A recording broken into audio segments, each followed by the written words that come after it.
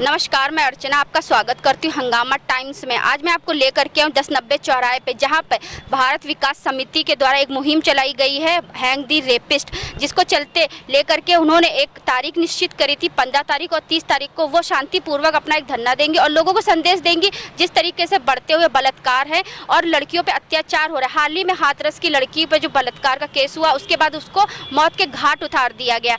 आइए चलते हैं इसी विषय के बारे में बात करते हैं अध्यक्षता आरती से कि वो क्या कहना चाहेंगी। मैम, ये बताइए, जिस तरीके से लड़कियों पे दिन प्रतिदिन बलात्कार के केस बढ़ रहे हैं, उसके बाद उनकी मौत का घाट उठा दिया जा रहा है, तो इसके विषय के बारे में क्या कहना चाहिए? हम यही कहना चाहेंगे कि हमारे जो खासतौर से उत्तर प्रदेश की जो कानून व्यवस्था है बहुत ही ख़राब हो गई है।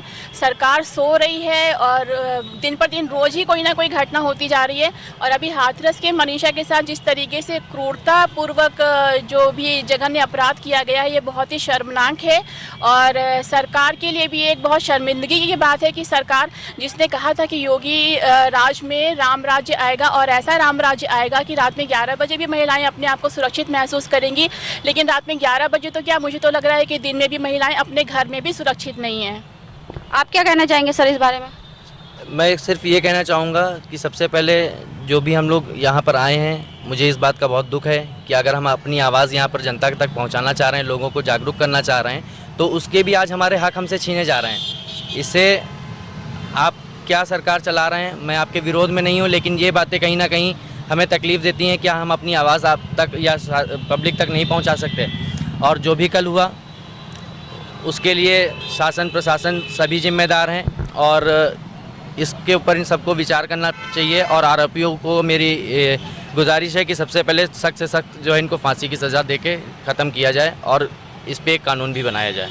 एक निर्भया कांड खत्म नहीं होता कि दूसरा तैयार हो जाता, दूसरा खत्म नहीं होता कि तीसरा तैयार होता है। ऐसा कब तक चलता रहेगा? जब तक, जैसे कि हम पहले भी कहते आए हैं कि जब तक आप सख्त कानून नहीं बनाएंगे, सख्त कार्रवाई नहीं करेंगे, तब तक इस पर अंकुश लगाना असंभव है।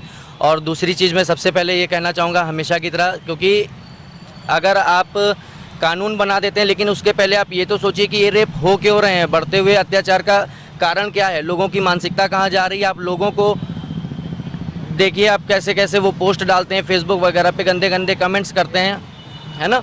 तो उसमें फेसबुक पे आप देखिए वेब सीरीज़ आ रही हैं, उसमें एक दूसरे को, एक महिला और पुरुष के रिश्ते को किस तरह से दिखाया गया है। तो यही सब चीज़ें हैं और इन सब पे भी कहीं ना कहीं अंकुश लगाने की आवश्यकता है, तब जाके अपराध कम होंगे। तो जिस तरीके से आपने सुना कि किस तरीके से शांतिपूर्वक यहाँ पर एक संदेश दिया जा रहा आम जनता को, से भारत विकास समिति ने अपना संदेश लोगों तक पहुँचाया। जिस तरीके से लड़कियों पे बलात्कार के केस आए दिन पर दिन बढ़ते चले जा रहे हैं, वारदात बढ़ती चली जा रही है, सरकार उस पर अंकुश नहीं लगा पा रही है।